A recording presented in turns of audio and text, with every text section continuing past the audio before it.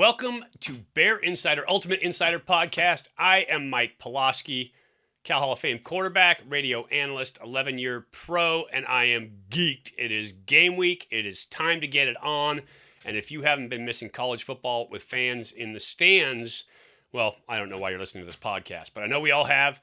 It is time for this year for college football to kick back off in the way that we know it and love it. I have been promising you for a while. We're going to bring you the Cal preview. Today, it's going to happen. I am not going to waste your time on the intro. Just understand it's all Mick all the time today on Ultimate Insider. Today, we have two Ultimate Insiders. And so my partner in crime, our sideline reporter, a guy who knows everything about Cal sports, like when I have to go for information on Cal sports, this is who I go to, Todd McKim. And we also have editor and senior writer from Bear Insider, Jim McGill, here today.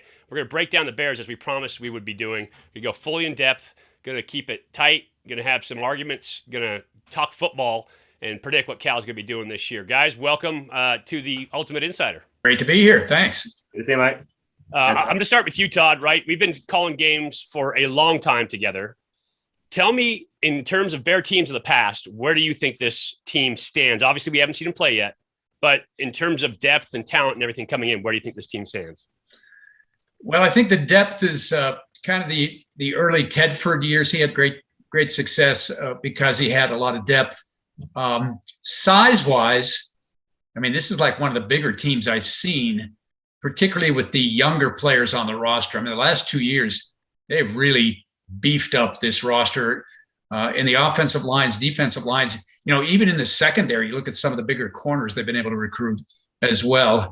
And then the one position that they have now in depth and in size that they haven't had for quite some time would be tight end. 8 tight ends, I believe, on the roster. And a number of those guys are pretty good size. The biggest of which is one of the young guys, one of the young pups, and that's Jermaine Terry at 6'4", 6'5", somewhere in there. And Justin Wilcox says he's probably a little bit north of 265. He certainly looks north of 265. He's a big dude. I mean, he looks like an offensive lineman. Being that size as a college freshman, right? A high school senior coming out. They listed him as 270, but think about it as a high school senior coming out being that size, but moving that fluidly. Yeah, I mean, he's the type of athlete you say won the genetic lottery. Okay. I mean, he's ready-made physically, and now he just has to adapt to the college game. And then Kaleki Latu, you know, he's 6'6" and change as well, at about 210, maybe 212, somewhere in there. And he'll be, so the size of these guys, I think, is probably the most noticeable thing. And I think you have to go back to the early Tedford years for that kind of size. I mean, Sonny Dykes' teams were relatively short and didn't weigh a lot. So that was kind of like what you're looking for in football players, right? It was a lot like my high school team. Our motto was, we may not be big, but we're slow. Yes. And as a result, we didn't win a lot of games. But this team is big, and I think it's got great potential. I think the key, is going to be the play of the offense. It's got to be better than it's been the last couple of years. It just has to be. I think it will be, because I think the defense will still be rock solid. Yeah, that's been the restricting factor the last couple of years is offensive play, right? Defense carried them through a lot of games, but offensive play. When the offense showed up, Cal was a pretty good football team, but when they didn't, it was trouble. Jim, talk to me. I mean, you've seen Cal teams for a while now. You've been writing about Cal for a long time now. What do you think of this Cal team just on a broad spectrum? Well, I go back to following Cal since around 72 and writing for Bear Insider since 03. So I've definitely seen a lot of teams. It's a unique team. I do like the depth a lot. It's interesting that the depth tends to include a lot of young bodies, but as opposed to young bodies in the past being undersized, needing to be built up, these guys are coming in college ready already. Just some really big guys, especially the defensive line. Man, they're really stacking up a lot of super talented big bodies on the line that don't need to get stronger, that if at least a couple of them pop and are able to contribute early on, they could provide some really nice depth where there's very little drop off and maybe a little bit more athleticism than we've seen in the starters. The offensive line was looking like it was going to be really deep in the offseason, but 3 of the potential top 10 are gone now. And in the past, when you lose a guy like Safel, the starting center, the quarterback of the offensive line, that could have been a real problem. And ditto with losing Brett Johnson on the defensive line. Those two things could have derailed a season before it even started in the past. But I think that there's really 7 viable offensive linemen right now that can rotate in and really not see much drop off. Beyond that, it'll be an interesting experiment to see how some of those younger guys that are a little more inexperienced do. I like the depth at all the other positions except inside linebacker. It's a little bit of a question mark there. Tattersall and Iosefa are inexperienced. Iosefa showed a lot as a true freshman. Tattersall has always been a guy that they talk highly about, really athletic. He was the fastest guy in one of the camps that he was in, and you don't see that out of linebackers very often. All the other position groups, I really do like the depth. Quarterback would be another one I guess I would throw in there. You have some experience with transfer Ryan Glover, came from Penn, and he's a guy that I think if they have to put him in, they'd rely on his legs and maybe have him be more of a game manager role. Is anybody else shocked that at the end of camp, he missed early camp, that he ends up as the number 2 spot? Shocked, yeah. I guess there's a reason for it, but I'm surprised because we didn't see much evidence of what he could do. He did start really late, but he's a guy that's played a lot. So as long as he knows the playbook, maybe it doesn't have to be that big a deal. But they obviously brought him in as a guy that is not going to be staring into the headlights if he gets on the field. He's a guy that's seen action for 4 years and he'll be ready to go. But I'm a little surprised he passed Zach Johnson. Zach had a really good spring and he actually impressed a lot in the fall. He was able to pass a couple of quarterbacks, Brash and Casey, who ended up transferring out because they saw the writing on the wall. So I do think if they have to dip into the third level, that Johnson is a guy that could provide some talent and not be a disastrous drop-off like Modster was when Garbers got hurt in his first starting year. So those would be the areas I would say lack the depth a little bit. But overall, I really do like the depth of the overall roster because in the past, there's been a lot of dead weight, maybe the bottom 25% of the roster. I don't see a lot of dead weight in this program. Wilcox is really good about cycling through guys, letting them know, hey, maybe this isn't the right situation for you. What do you think? Maybe another change of scenery would be good for you. So it's deep and talented as far as I can see. So I'm expecting big things this season. Yeah, depth is a huge thing. It's one word that you almost never hear associated with Cal football. I mean, depth and Cal football are not synonymous, right? You're always winning, but you're right. You know, if you're winning with the guys that you came with. And that you have young guys, maybe smaller guys. I remember I talked to Troy Ozino all the time, who was my left tackle, and he was a starting Pac-10 tackle at 238 pounds at left tackle. Like zero depth on that team that I came into. That you want to talk about small? That is small, and reminds me of that. What was it? The Replacements, where the Irish kicker comes in and he's wiry. You know, Ozine had to be wiry on the outside, and so just no depth. But now this year, this team has depth, which is pretty impressive. Let's start talking on defense, right? Justin Wilcox, defensive staff, they've been a defensive team for the last several years since he came in. And that has been what's gotten them where they're going. I think you talked about the biggest loss. For me, the biggest loss for this team is Brett Johnson. That dude was a man-child inside from the time that he started. A former wrestler, a guy that he just found leverage. And he would make arm tackles. He would make tackles that he shouldn't have made. Guys should have been breaking. Plus, he was so good at absorbing blockers up front. And the defensive line, that's your job. You have to block the blockers, right? Take the big guys out so your linebackers can make play, and especially in Justin Wilcox's defense, which is so linebacker oriented. So Brett Johnson is the biggest loss there. But up front, I think getting Luke Beckett back is a huge, huge key for this defensive line. He's going to be a 7-year guy, so he's a super duper senior, and he goes in and he transferred to Boston College so he could play because at the time, the Pac-12 wasn't playing football. And so he transferred to Boston College so he can get his senior year in. And then he gets that year back from COVID, comes back to Cal because he is a Golden Bear all the way through and through. I actually stayed in contact with him while he was at Boston College because he's such a good dude. But he's such a huge asset because he's got all that experience. You know, you think about those Utah schools where they get those guys that go on their Mormon mission, they come back and they play older guys, more experience. I think he adds that to that defensive line, especially when you have young cats coming in and Johnson, McKenzie, you know, some of those young guys who are going to have some leadership there. I think Beckett makes that defensive line a lot better. Todd, tell me about the defensive line, and I'll let you take linebackers. You want me to talk about the defensive line? Yeah, start on the defensive line. Kind of your thoughts where I finished off, and then hit linebackers for me. Yeah, I think what you'd like to have is a guy that's going to command a double team.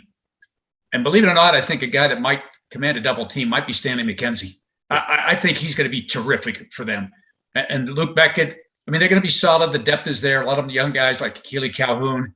Derek Wilkins he's shown up big time. And he's a big dude. He's 6'5" and 265, something like that. So he's gonna play. I think Saunders is going to play as well. He's a guy that I think they were counting on last year, Ethan Saunders, that they wanted him to play last year, but then he got hurt and didn't play. He looks the part. Okay, he is a big, fast, mobile guy, and I think he's one of my breakout stars of the year. I really think he's going to show up.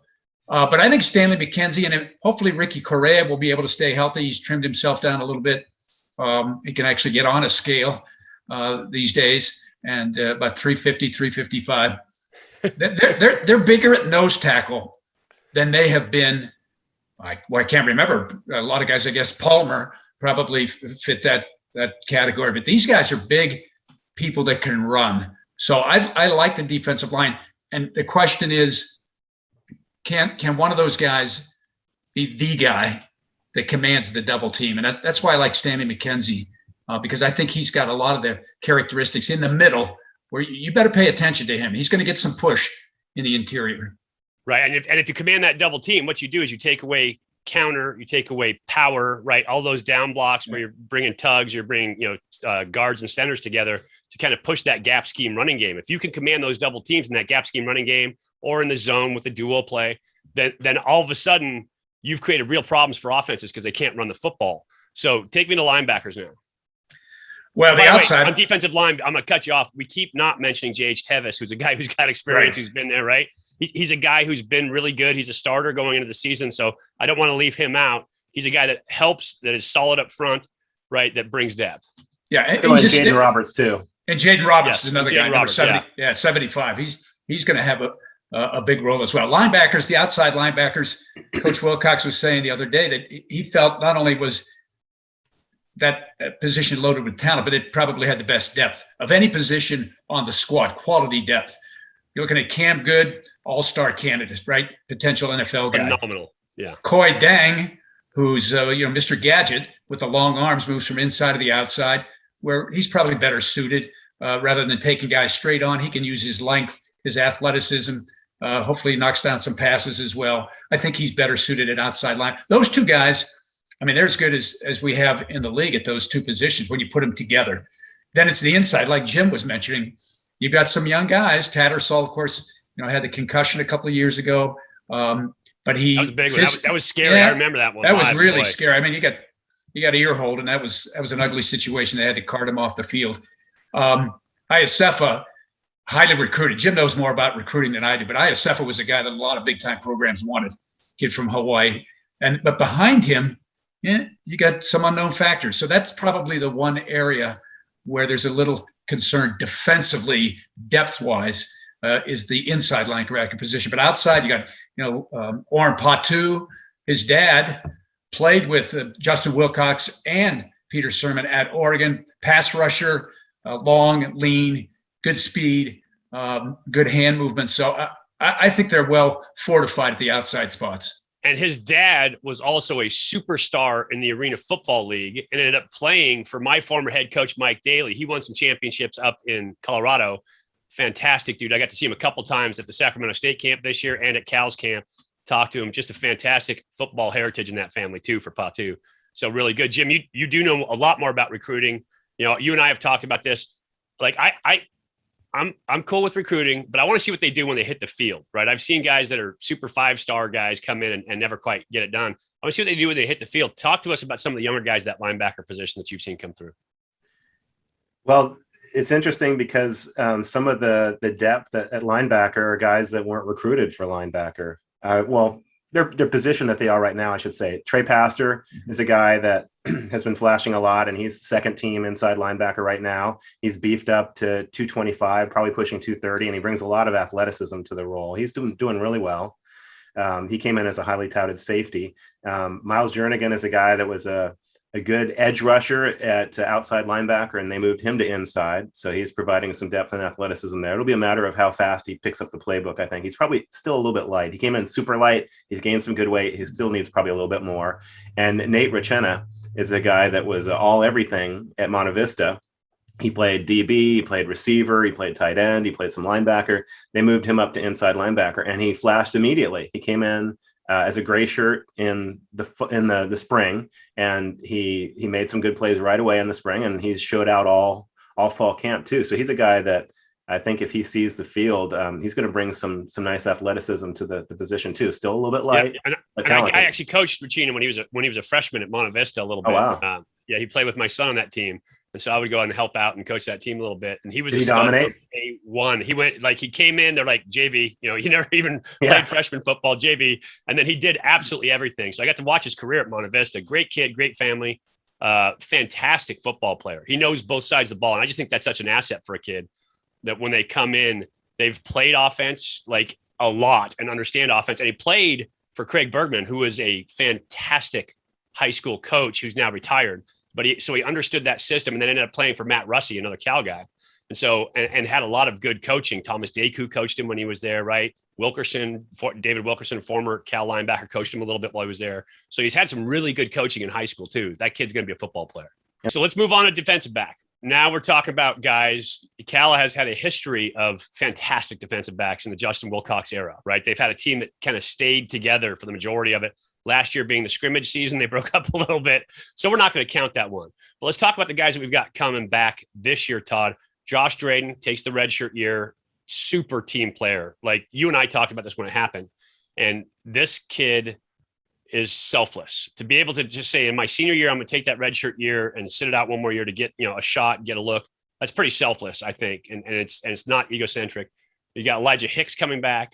Obviously you lose Woodson, who gives you a loss of depth at that position going into the season. But you also have Woody coming in, a guy who was a transfer from Florida State, and Chigozie Anuzium, who is a really good athletic, tall, good looking player, has yet to develop into that guy. But give me your thoughts on that secondary, kind of what you think in terms of what they're going to look like, how they're going to play, what we can expect from that secondary. Well, you've got a couple of guys that still remember the moniker, the Takers, right? Josh Drayden was on that team. You look at Elijah Hicks was part of that group as well. A really good secondary with Ashton Davis, Hawkins, etc.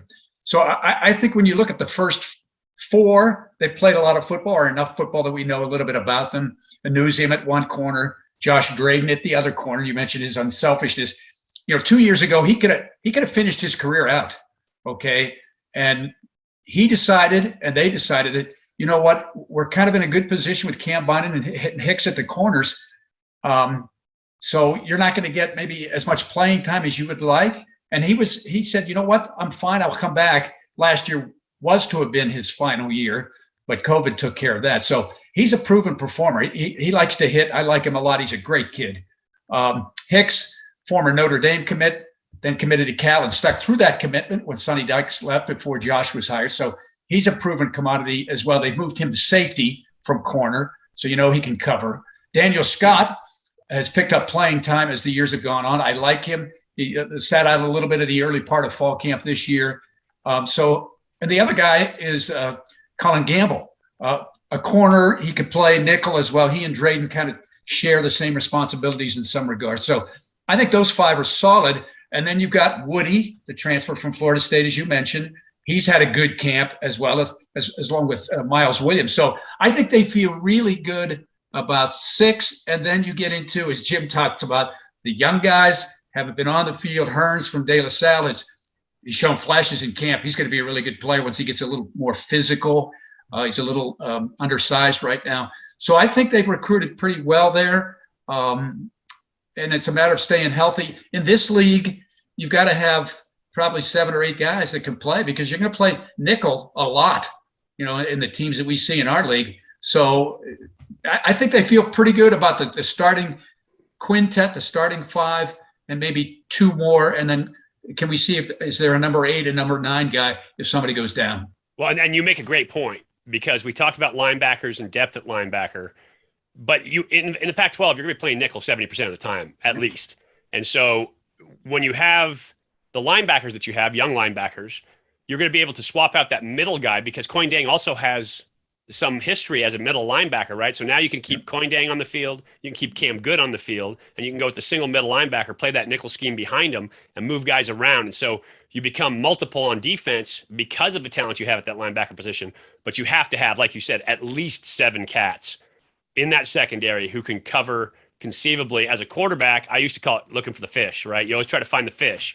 And when you find him, you pick on that cat. And teams nowadays, they play so much that 3-match that ends up becoming cover 1. If you can find a fish, boy, you can make hay as a quarterback. I don't think Cal has a fish per se. We'll see who teams decide they want to pick on. Obviously, when we had Cam Bynum, they threw away from Cam Bynum. And so Hicks got a lot of experience out there covering at the corner. But I don't know that there's a fish. There's some big dudes outside. There's some guys that can cover. Josh Drayden's really good, a lot of experience. I think they're pretty good in that secondary. Let's switch over to offense now. I'm going to start off with Jim, and we're going to talk about that tight end. Oh, we talked about the tight end position a little bit. Let's talk about running backs, Jim. Tell me what we're looking at that stable of running backs. I really like the fact that they have viable depth through 6 guys. I don't think I've seen that before. We've seen higher end talent before when you have guys like Forsett and Arrington and Lynch on the roster at the same time, but probably didn't go 6 deep. It's interesting coming into the season how it's playing out for the starting role. Chris Brooks, formerly Chris Brown, is a guy that's started, seems like, for decades at Cal. Yeah, just after I left, I think is when he got there. He's looked really good in fall camp. He looks better than I've ever seen him before. Bigger, faster, stronger. And then we get the depth chart released, and you've got Damian Moore as the starter. Now, Damian's had a really good fall camp too, but it makes me think that maybe Chris Brooks is a little bit dinged up a little bit. So maybe they want to divide the reps up a little bit more. Maybe Moore is healthier. It's hard to say because they're not going to give opposing teams any advantage to talk about health. But I do expect both of those guys to rotate a lot. And beyond that, Marcel Dancy is a super experienced backup, had some really good games. He was the guy that saved the Cal UW win in the Lightning game 2 years ago with 2 second-half touchdowns and just amazing athletic touchdowns. You've got an interesting guy in the mix, probably most considered the number 6 guy, is the fastest of the bunch, Austin Stredick, a guy who ran for over 3,000 yards as a senior in Texas against good competition. And he's the fastest guy of the bunch. He's got some good wiggle. So I think twitch to him too, boy. He puts that foot in the ground and he can get north and south. I think they're going to find some situations where they can utilize him a few plays a game and whether it be a pass out of the backfield or putting him in space, whatever it is. And then Chris Street is a guy that's really talented. He came in with Damian, both highly touted running backs at the same time. He was dinged up last year, so we didn't see him too much in camp, but he's got a lot of talent too. And DeCarlos Brooks, he's a guy that started off fall strong. He had a good spring, but he just got absolutely trucked by Butler, one of the young DBs, in a non-contact practice. So perfect. That's what you're looking for. Yeah. So he laid low for the last couple of weeks, but he's a guy that's going to be in the mix too. I just don't know how many carries they have to go around with that bunch, but it's a good group. But having depth at that running back position is important, right? Because of injuries we've seen with Chris Brooks over the last several years. He's just always got a nick, always got a ding. I think that may be part of why Moore is on the top of that depth chart right now. I think the concern over maybe he's got something now. I don't know this, so I'm not saying it out, something out loud. I don't know this. Or maybe that concern for consistency, right? How do we keep it consistent within the team? My concern with having so much depth at that running back spot is that you don't feed one guy enough to kind of get him going. If you think about the great teams, especially at Cal over the last 3 decades, it was a 2-back system. You had, when I was there, it was Anthony Wallace, Russell White. The next year it was Russell White, Lindsey Chapman. So 2 backs, one guy gets going, you kind of feed that guy the ball. Through Jeff Tedford era, you think about, Marshawn Lynch's job at best, right? And you can go down the list. You can talk about Justin Forsett. How many different running backs did he have? Fantastic running backs. And so it was always kind of a 2-back system. And so having 4 guys, does that create an issue in that backfield in terms of kind of taking away from the chemistry? And that's always a big thing for me is, what kind of chemistry are you building on this team? How are you improving chemistry? And I think that having that many guys can be a concern unless they handle it properly. And that's going to be a big key in that room, is to make sure that they're handling that properly. Todd, talk to me about receivers. This year's receivers, to me, seem to have a huge upside potential. Again, I don't know as of today that there is one guy that you're going to lean on. There's not a Deshaun Jackson per se, or Dawkins, there's not the one guy, but I like the depth there. Nico in the slot, Nico Remigio, He's proven himself. We know what he can do. He's a powerful young man at his size. He's really strong. When you look at his legs and his arms, he's really strong. So he's like a perfect slot receiver. And then on the outside, Trayvon Clark has shown some things. He had the great catch 2 years ago in the big game down on the sideline and set up the touchdown by Garbers. But he hasn't been consistent. He hasn't been healthy. I mean, there's been some other issues as well. Keikoa Crawford, also a senior. So you got the three seniors, okay, that are kind of the heart and soul there. Crawford needs to stay healthy. That's been a concern. And Jim, again, with the recruiting, has seen these guys on tape. Some of these young guys are borderline spectacular and have tremendous upside. You look at Jeremiah Hunter. I mean, he just oozes potential and talent. Michael Sturdivant, another guy, oozes potential. Both those guys have size as well. And speaking of size, Aiden Lee, when's the last time you saw a 235-pound wide receiver? So the depth there is young and unproven, but it certainly has an upside. And a guy that I'm kind of interested to see how they're going to use, and Jim, I'd like to get your thoughts on him because you watched his high school tape a lot, Justin Richard Baker. He's kind of a scat back, smaller guy in stature, but has quickness. He's got speed, good hands. I'm kind of interested to see how they're going to use him this year. Yeah, they definitely will have him in the mix, put him in space whenever possible. He's one of those guys with a real instinct for the game that just knows how to get it done. I went to his game, his opening game in the Seahawks stadium when Cal played up at UW 2 years ago, and he had a bookend game. He started off the game with a kick return for a touchdown, and he ended up the game with a flying Superman catch in the end zone for the game-winning touchdown. He's just a guy that does it all, and he has great instincts. He's a guy like Remigio, where he's a little on the shorter side, but super strong and super fast. He's a fast twitch guy. Another guy I really like, who's a totally different body type, is Tommy Christakos. He was kind of what some recruiting fans considered on the bottom of the 2020 receiving recruiting class, but he is not. He is a guy that gets it done. And at first the thought was, well, maybe he could be a good red zone weapon. He's tall. He can top shelf it in the corner of the end zone. And sure, that's the case. But if you watch him in camp, he had 2 40-yard completions in tight coverage down the sideline too. He's an athletic guy, and he's going to be a mismatch for a lot of DBs out there with his 6'4" size. So I love the depth in this receiving room. It's a matter of how consistent the younger guys can be. And even another young guy, Maven Anderson from the 21 class, he's showed really well in camp too. J. Michael Sturdivant had some injury issues later on, so Maven had a chance to step in and get some of those reps, and he's flashed a lot too. And he's a workout warrior. He's a guy that's just ripped, and he's going to give it everything he has, and he's got a lot of athleticism. The thing that I would add too is Burl Toller has done a great job of creating a deep wide receiver room that have all kinds of different skill sets that present matchup difficulties for defenses. And I love the way they combine height and athleticism and size. And there's just so many different things you could do with that group. So I'm excited to see what they can do. And Burl Toller, you mentioned one of my favorite Cal guys. He's the third actually, but he's just, fantastic dude. Great coach. And the chemistry in that room, he really loves the chemistry that he's built in that room. And so that means a lot. If you get a guy like Burl Toller, such a high character guy that loves the chemistry he's built in that receiver room. He's got some leaders on that team. We talked about Nico Remigio, a big time leader for this offense. That's huge to have those guys kind of all be on the same page. Usually you think of those receivers as selfish guys. They always want the rock. They always want to get fed. Those are the guys you hear about in the NFL always causing problems, right? Because they're not getting enough balls. But that receiver room, I think, is very solid. The chemistry's there. Burl Toller's done a great job coaching those guys.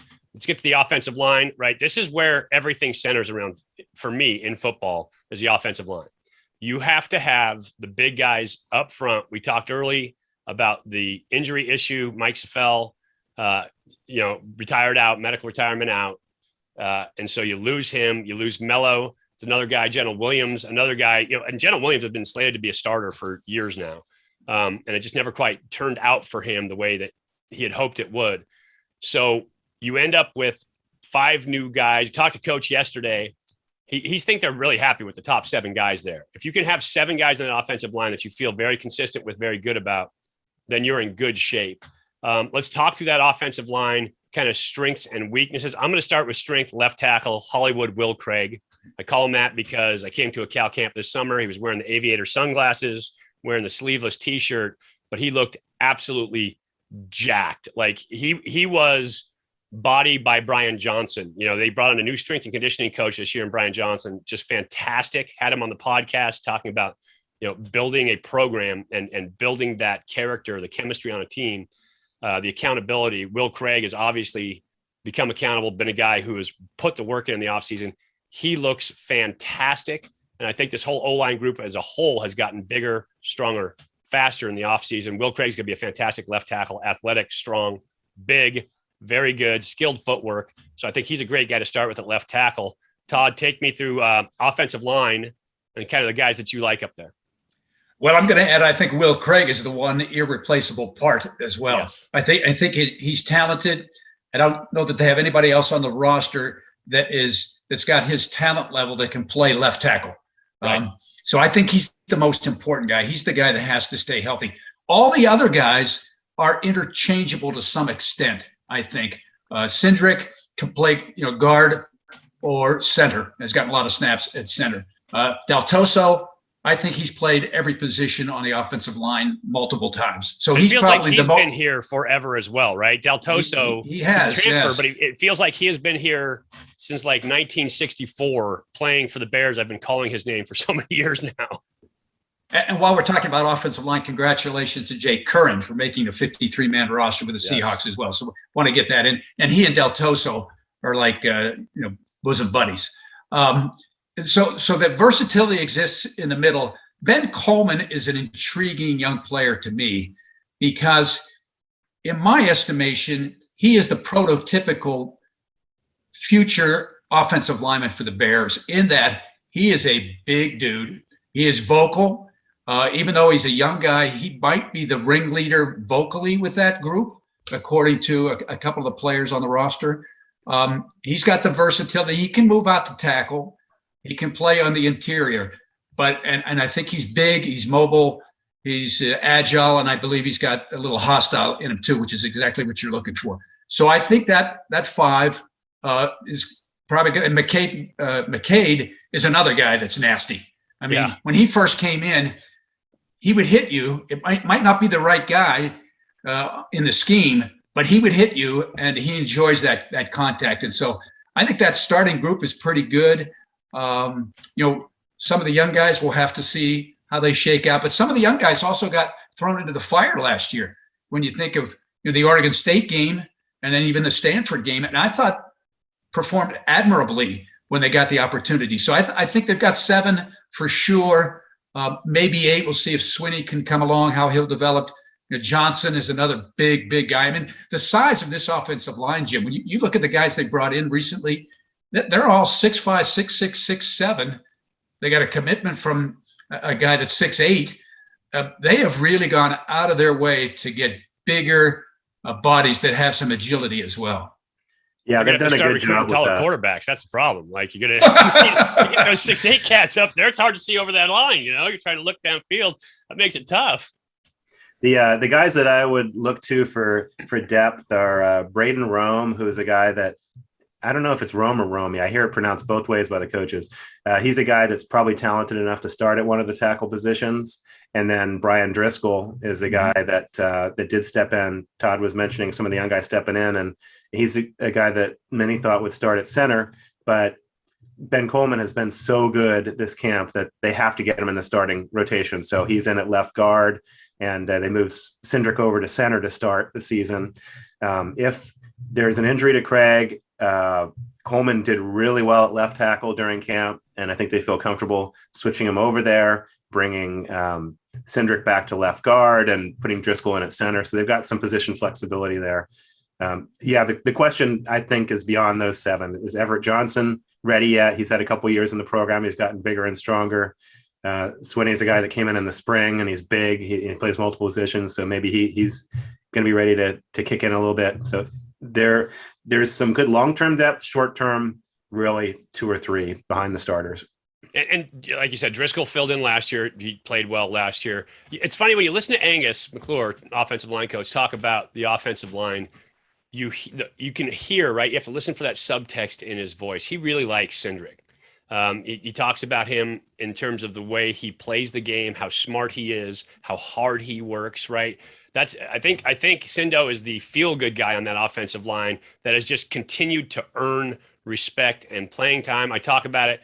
We did a donor event on Zoom last year, and Angus put on a film of Cindo running one of Oregon's linebackers up into the stands. Like, he blocked this dude for like 40 plus yards, ran him out of bounds, like deep out of bounds. And so it was a nasty play. He's got a lot of nasty in him. Todd, I agree with you. Medower is a kid who came on campus, the old saying, if a puppy doesn't bite when they're young, they won't bite when they're old. Well, I mean, Medower came onto campus biting everybody. Maybe it was a wrong dude, but he was definitely biting. He was a tough kid coming in.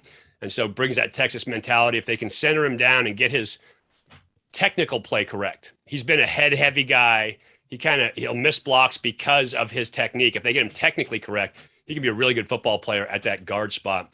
And so I think the offensive line – go ahead. I hate to interrupt you, but I want to talk about McKay. But Luke Beckett thought that he might be the most improved offensive lineman they have in that room because he has gotten better in technique. And in talking to the offensive lineman a couple of weeks ago, they were mentioning about the fact that he now can work in conjunction with the right tackle, Del Toso, and the center, whereas before they had a little problem communicating. Now they've resolved that, and Del Toso has been raving about the communication that he and McCade have on that right side, and that only bodes well for both of those guys. Oh, without a doubt. You put yourself out there on Medower Island and all of a sudden you're in trouble. Yeah. But once you can start communicating, right? And it's so key in terms of run blocking, pass blocking, with everything that defenses do now. They're always trying to kind of get you to lose a guy in protection by, simulating blitzes, by giving you different looks, by running stunts up front.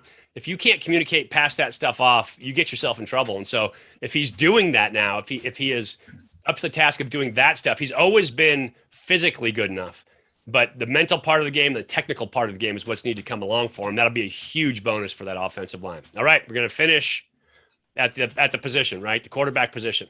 I'm gonna bat cleanup on this one, obviously having played the position. But talk to me about quarterback, your impressions of Chase now going into his senior year, right? It's a big year for him. Todd, kick us off. Well, he's looked good in practice this fall. He's got great spin on the ball. It looks like he's making some reads that are correct. He's got the ability to run with his legs. He leads the team in NIL, name, image, and likeness. I mean, he's got like 4 or 5 sponsorships already. Good for him. He's got, sports drinks and clothing. And I think he might've had another one yesterday. So he's on top of things. He's a sharp kid, but it has to translate to the game.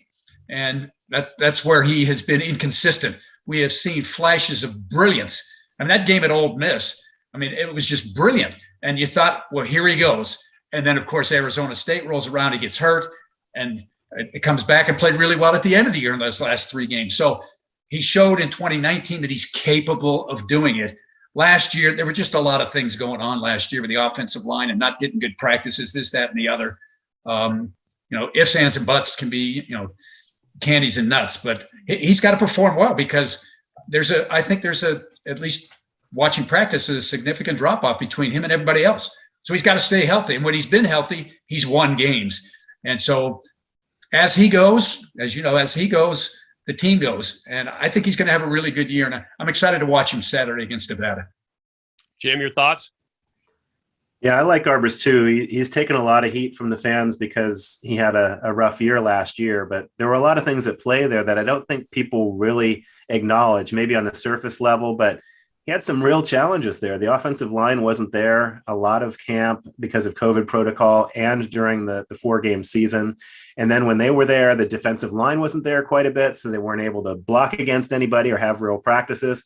And on top of that, he's trying to learn a new West Coast offense from Bill Musgrave. So, it was a really difficult situation. Now, granted, he didn't play very well. He didn't play to his capabilities. He played much better the year before. But now that he's had a year in the system, the offensive line's pretty deep. They've had continuity in practices. He had a good spring and he's had a good fall. The the staff raved about him the last press conference. So I expect to see big things from him. I don't know that he'll be a top 3 quarterback, but I think he'll be pushing that group. And if you get that kind of performance from him and pretty good health, I think that the sky's the limit for this team.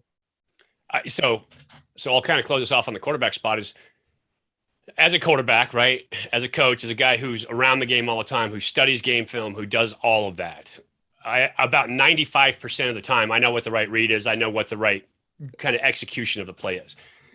I liken Chase Garbers in terms of style, right? It's a big stretch, but in terms of style to Steve Young. Steve Young was so athletic, so gifted, could clearly play the position, but he was so fast and so elusive that immediately he would kind of snap out of that passer mode and into the runner mode.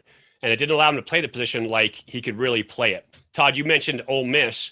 At Ole Miss, they played off man. And so that off man gives you clean reads right away. And when Chase had his clean reads and settled into that pocket, boy, he was really good. He was dynamite.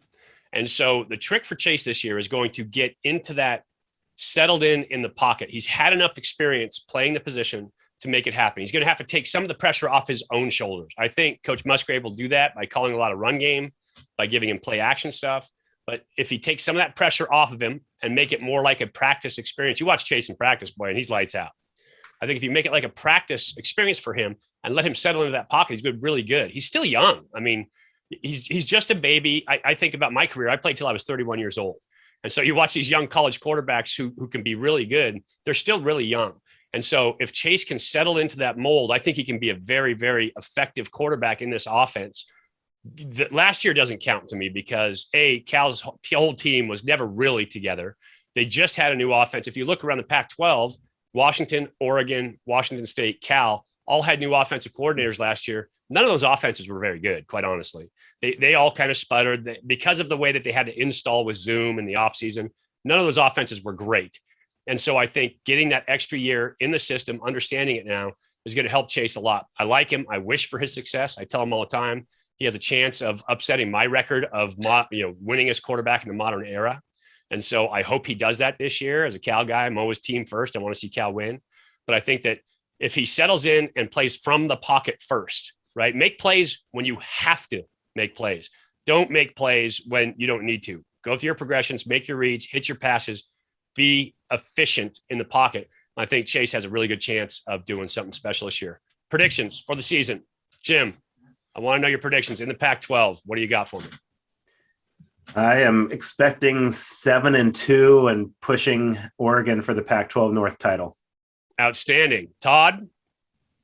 Yeah, I think if we had last year's schedule, I might predict the Bears to win the North Division because the Washington, Oregon games in particular would have been at home. Now I got to go on the road. Right? Yeah, that's a little more challenging. So I'm going to go with 6-3 in that regard in the conference because of the road schedule. I just think it's tough to at Washington. Did it 2 years ago. Maybe if we have another lightning game, we'll get a break there. Oregon's tough, although they've played Oregon tough the last couple of years. Could have won the last 2 games. I just think the road schedule is difficult. So I'm going to go with 6-3. And I think they're going to win all 3 of the non-league games. Although I will say this, I don't think any one of those non-league games is a patsy. I think all 3 of those games are going to be challenging. Nevada, great offense. At TCU, great defense. And Sacramento State with Troy Taylor. Now they didn't play it all last year. Okay, but 2 years ago, I think they won the league, didn't they? Or tied for the league championship. Yeah, they won the league. Yeah, they won the league. Troy got coach of the year. He was coach of the year. National coach of the year. So I don't think there's any gimmies in the schedule, but I say 6-3 in the league. Yeah, and Troy Taylor and that Sac State team are the sneaker on you, boy. Troy yeah, Taylor, they are. I got to sit in with them this offseason, this whole summer, and we talked offensive football. Troy's my guy, and your guy too, right? Former broadcaster with us, and he was my quarterback, when I was his backup. And so just a fantastic human being. He does a great job with that team. So Sac State can be sneaky and very scary. They shouldn't have the talent, right, that Cal has, but Troy Taylor's a pretty sharp dude, and they're going to play hard for him because he just builds great chemistry on teams. And so I think you're right. I think the off seasons or the out of conference schedule is a pretty tough slate. I think that Cal should win that out of conference slate, right? They should win all three. I agree with you. TCU on the road is tough. I think very tough. Nevada is great on offense, but Cal's strength should be on defense and in the secondary and pass rush this year with what they have at that outside linebacker position. So I think they can win that Nevada game, but it's going to be a struggle. And then in conference, you have to pick, if you're looking at the Pac-12 North, you have to pick who in the North, if you're going to go 7-2 or 6-3, who do they beat in the North?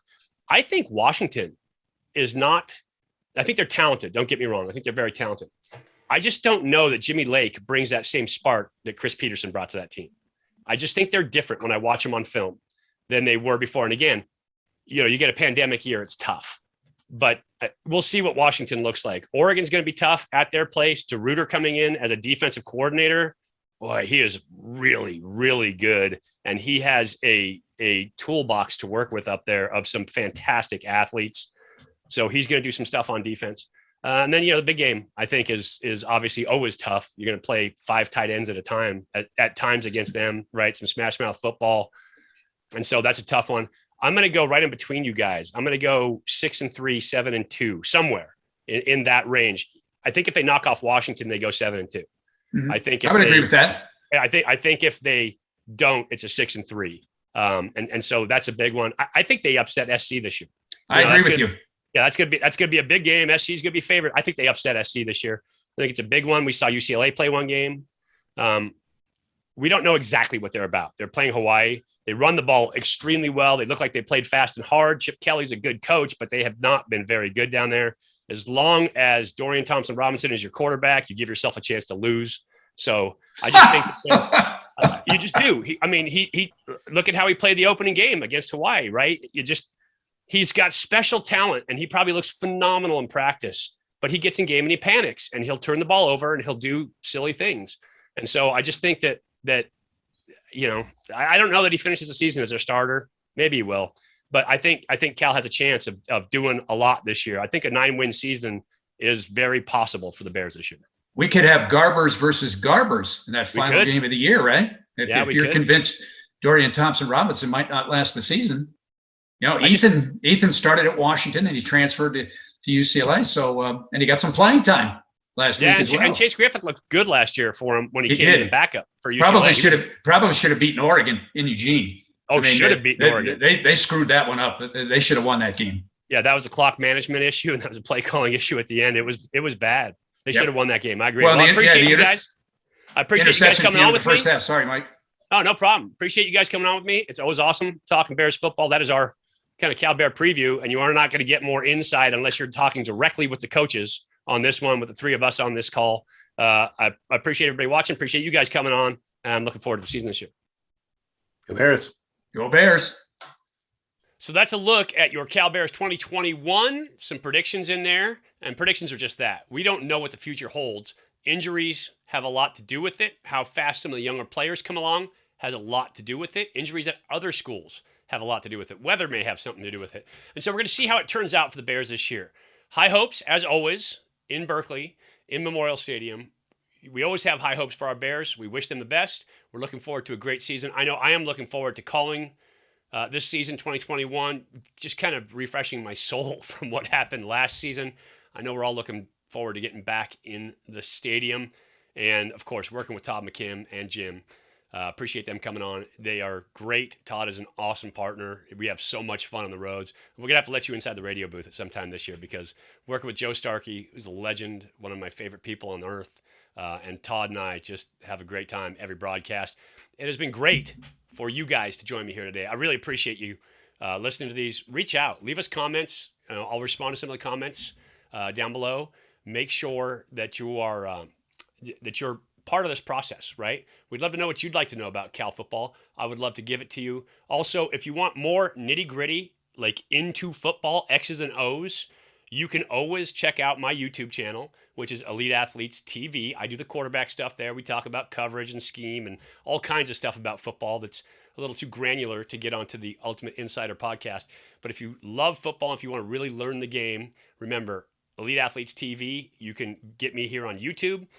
Find me there, and I will teach you a lot about the game of football from a quarterback's perspective and an X's and O's perspective. As always, appreciate you joining me here for the Ultimate Insider. Love talking Cal football. I am looking forward to the season. As I said at the open, I am geeked up, ready to go for 2021 college football. It is the best time of year. It's going to be awesome. Thanks for joining me, and as always, go Bears.